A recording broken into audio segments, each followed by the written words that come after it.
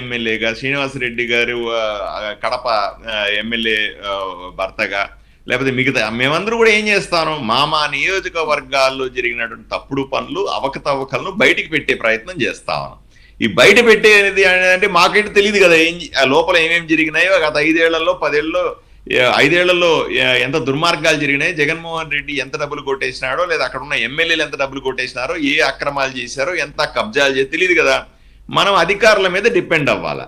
అధికారులు బయట ఇతనేం చేస్తున్నాడు, ఎక్కడికి పోతే అక్కడ అధికారుల్ని అటుపోయి సీఏలు పోయిన దగ్గర అసెంబ్లీ దగ్గర సీఏని నోటుకొచ్చిన మాట్లాడుతున్నాడు, కడపకి వెళ్ళి డిఎస్పీ నోటుకొచ్చినట్టు మాట్లాడుతా ఉన్నాడు, ప్రెస్ మీట్లో తస్మాత్ జాగ్రత్త నేను మళ్ళీ అధికారంలోకి వస్తానంటున్నాడు, కార్యకర్తల దగ్గరికి వచ్చి ఎందుకు నేను మన ప్రభుత్వమే మళ్ళీ ఏర్పడుతుంది, ఎవరు భయపడద్దు అంటాడు. ఇవన్నీ ఏం చేస్తుందంటే ఎవరైతే అధికారులు ఇతను చేసిన తప్పుల్ని, అక్కడక్కడ ఉన్న ఎమ్మెల్యేలు చేసిన తప్పుల్ని బయట పెట్టాలని గట్టిగా పట్టుదలతో ఉన్నారో వాళ్ళని ఆత్మస్థైర్యాన్ని దెబ్బతీస్తుంది. వాళ్ళు మనకు 10 విషయాలు చెప్పే దగ్గర 5 విషయాలే చెప్తారు. మనం కనుక్కోవాలి, మిగతా అవన్నీ జనాల్లోకి వెళ్ళి కనుక్కోవాలి. ఇది ఒక సైకలాజికల్ గేమ్. రెండవది ఏంటి, కార్యకర్తలు, వైఎస్ఆర్సీపీ కార్యకర్తలు, నాయకులకి కొంత ధైర్యాన్ని ఇచ్చేటువంటి స్టేట్మెంట్లు ఇవన్నీ కూడా. చూసావా, అధికారులు దబాయిస్తా ఉన్నాం, అధికారులు 10 విషయాలు చెప్పే దగ్గర 5 చెప్తున్నారు, లేదా 10 అక్రమాలని బయటికి చూపించే బదులు 5 అక్రమాలను బయట చూపిస్తున్నారు. బయటికి చూపించిన వాటికి కూడా ఇప్పుడు మన కేసులు పెట్టట్లేదు వాళ్ళు. అంత మనం చూడండి, అసలు ఏమీ చేయకపోయినా బ్రహ్మాండంగా కేసులు పెట్టేవాళ్ళం. మనం ఎవడో సామాన్య కార్యకర్త కూడా పోయి ఎమ్మెల్యే దగ్గర వాడు ప్యూన్ అయి ఉంటాడు, ఎమ్మెల్యే దగ్గర డ్రైవర్ అయి ఉంటాడు, వాడు పోయి చెప్తే కూడా బ్రహ్మాండంగా పోలీసు కేసులు పెట్టేవాళ్ళు. ఒకప్పుడు ఎవడు పడితే వాడి మీద కేసులు పెట్టేవాళ్ళు, అవసరమైతే రౌడీ షీట్లు తెరిచేవాళ్ళు. ఈ రోజు చూసా, ఇన్ని జరిగినప్పటికి కూడా మన ఎమ్మెల్యేల మీద కానీ, ఎమ్మెల్యే అనుచరుల మీద కానీ, దుర్మార్గాలు చేసిన వాళ్ళ మీద కేసులు పెడతలేరు. వాళ్ళు కేసులు పెట్టమంటే కూడా పోలీసు అంతా ముందుకు వెనక ఆలోచన చేస్తా ఉంది. కాబట్టి మనం ధైర్యంగా ప్రజలకు వెళ్ళచ్చు. ఏంటంటే ఆయన ముఖ్యమైన సరే 2019లో సీఎం అయినప్పుడు కొత్త లేకపోతే అనుభవం లేదు, ఆవేశపరుడు లేకపోతే యువకుడు, తెలియక ఏదో జరిగింది. 5 ఏళ్ళు అయితే అనుభవం వచ్చి ఉంటుంది కదా.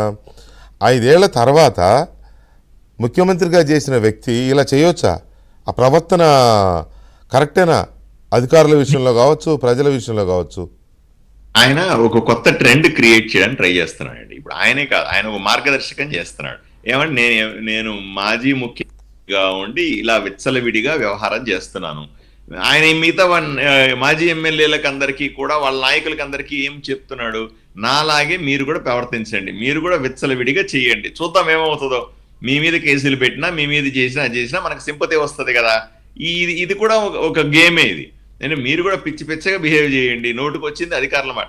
అంతెందుకు, నాదోని నియోజకవర్గంలో నిన్న మాజీ ఎమ్మెల్యే ప్రెస్ మీట్ పెడతా అంటాడు, ఏ కమిషనర్ జాగ్రత్త అంటాడు. ఏ అధికారంతో అండి, ఏ కమిషనర్ జాగ్రత్త అంటే అరే బంట్రోతులు మాట్లాడినట్టుగా అధికారులు అంటే ఇంకా అధికారులు కూడా మాట్లాడకూడదు. అధికారంలో ఉన్నప్పుడు అలాగే మాట్లాడితే, అధికారం పోయిన తర్వాత కూడా మేము అలాగే మాట్లాడితే అసలు మాకు అడ్డం చెప్పేవాళ్ళు ఎవరు. ఇలాగా చేసి ఉంటే, జగన్మోహన్ రెడ్డి ముఖ్యమంత్రిగా ఉన్నప్పుడు వైఎస్ఆర్సీపీ ప్రభుత్వం ఇలా చేసి ఉంటే 10 కేసులు పడేవి మన వాళ్ళందరి మీ అందరూ. కూటమిలో ఉన్న ఏ నాయకుడి మీదన్నా 10 కేసులు పడేవి. అందరూ నాయకులు మనందరూ జైలుకి వెళ్ళి వచ్చిన వాళ్ళమే, అకారణంగా ఏ పని లేకుండా. ఈ రోజు వాళ్ళ నోటికి వచ్చింది మాట్లాడుతూ ఉండి మనము ఏమి చర్య తీసుకోకపోవడం కూడా ఒక ప్రమాదకర సంకేతమే. ఇది మంచిది కూడా కాదని నేను కూడా వ్యక్తిగతంగా భావిస్తాను. వీళ్ళ మీద కఠినంగా చర్యలు ఉండాలి. అంటే తప్పుడు కేసులు పెట్టనవసరం లేదు, వాడు చేస్తున్న మాత్రం ఆయన అధికారులని బెదిరిస్తున్నాడు, విధుల నిర్వహణలో ఉన్న వాళ్ళని బెదిరిస్తున్నాడు, విధులను అడ్డుకుంటున్నాడు. అది చాలా పెద్ద క్రైమ్ కదా. 2 ఆప్షన్లు ఉన్నాయి సార్.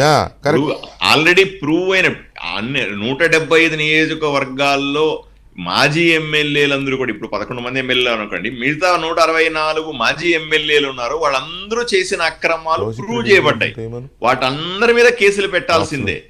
సేమ్ టైం ఇప్పుడు చేస్తున్న తప్పుల మీద కూడా కేసులు పెట్టాల్సిందే. కేసులు పెట్టి వాళ్ళను జైలుకు పంపకపోతే వచ్చే ప్రమాదం చాలా పెద్దది అని మాత్రం నేను భావిస్తాను. ఇది మంచి పద్ధతి కానే కాదు. వీళ్ళు చూస్తూ ఉపేక్షిస్తూ ఉంటే వీళ్ళు ఇంకా హత్య చేసే అవకాశమే ఉంది. ఎందుకంటే 6